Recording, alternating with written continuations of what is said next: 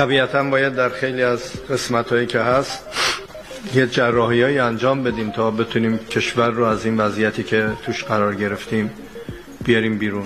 بازی خطرناک پزشکیان با اقتصاد ایران، اصلاحات یا جراحی اقتصادی به قیمت نابود کردن زندگی مردم. پزشکیان تو صحبت‌های اخیرش تو مشهد حرف‌های مبهم و مهمل درباره اقتصاد زد. حرفایی که نشون از فشار شدید بر مردم و افزایش سنگین قیمت‌ها خواهد داشت. پزشکیان میخواد روی مریضی جراحی کنه که خیلی وقت مرده. اتاق فکر خامنه‌ای نقشه فاجعه بار برای مردم ایران کشیده.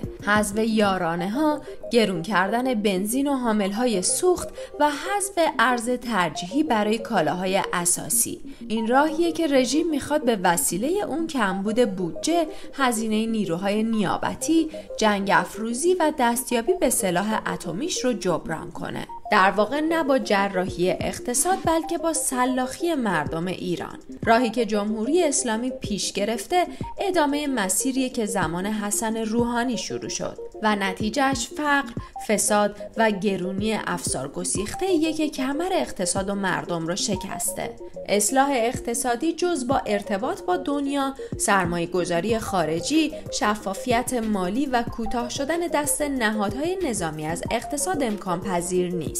فاکتورهایی که خیلی وقت تو رژیم جمهوری اسلامی معنیشو از دست داده. تنها نتیجه‌ای که این سیاست شوم داره افزایش فشار بر مردم و قشر کارگر و کم درآمد و در نهایت قیام دوباره مردمه.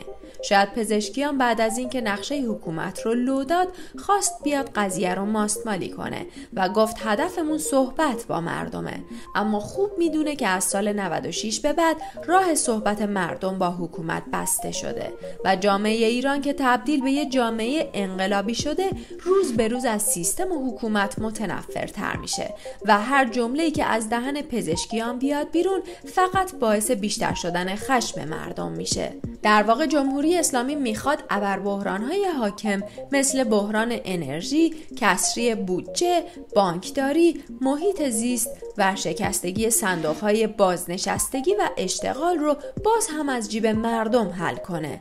بحران‌هایی که هیچ برنامه‌ای براش نداره و از طرفی هم اگه اتفاقهایی مثل افزایش قیمت بنزین رخ بده میتونه باز هم آتیش خشم مردم رو شعله‌ور کنه و رژیم رو دوباره تو معرض ریسکی بزرگ قرار بده.